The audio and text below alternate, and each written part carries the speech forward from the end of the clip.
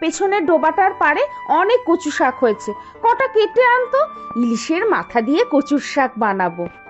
কাটারিটা দাও, আমি কেটে আনছি। কাল ওই নিবারণ কাকা আবার ডেকেছে, কি কাজ জোগাড় করে দেবে বলেছে। কাজ দেবে তোকে? তুই পারবি? জানি না কি কাজ, তাই দেখি সেই বুঝে বলে আসবো। তুমি তো জানো বাধা ধরা কাজ আমার ভালো লাগে না। সে কি আর জানি নে, ছোট থেকেই বাউন্ডুলে, আর এখনো তাই। যা কচুর শাক কেটে নিয়ে আয়, তোর বাবা ভারী ভালো খায়।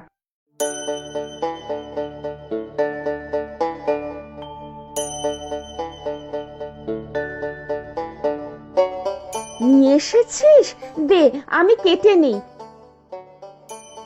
হাত ভালো করে ধুয়ে ফেল, না হলে চুলকোবে। কচুর শাক খেলে আমার গলাও চুলকোয়। আজ পাতিলেবু রস দিয়ে দেব, তাহলে আর গলা চুলকোবে না। যা কটা পাতিলেবু নিয়ে আয় তো।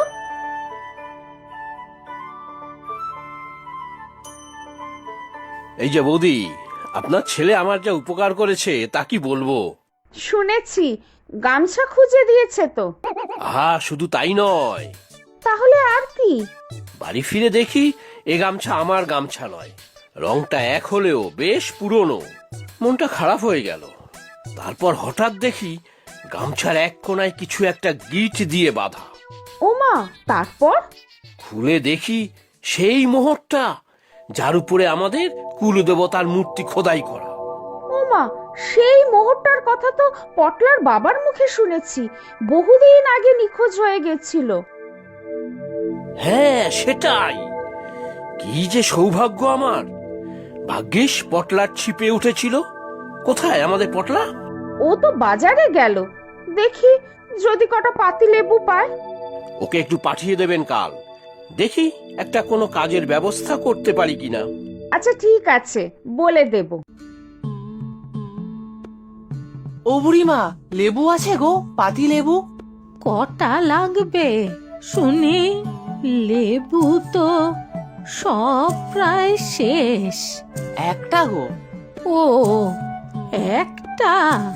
সে আছে, দুটো লেবু আমি তুলে রেখেছিলাম বাড়ি নিয়ে যাব বলে।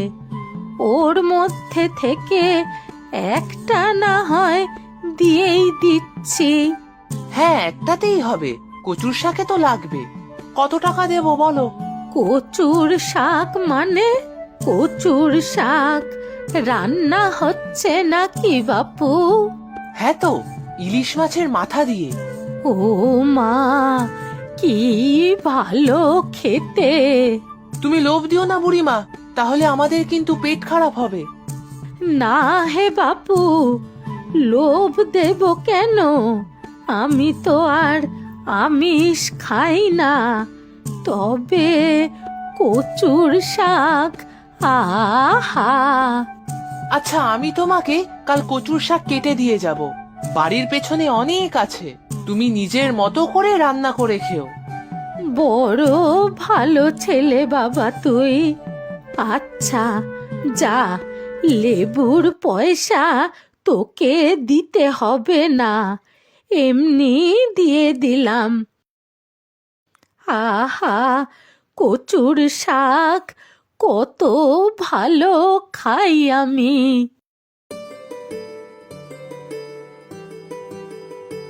কি ব্যাপার বলো তো? পাশের বাড়ির ওই নিবা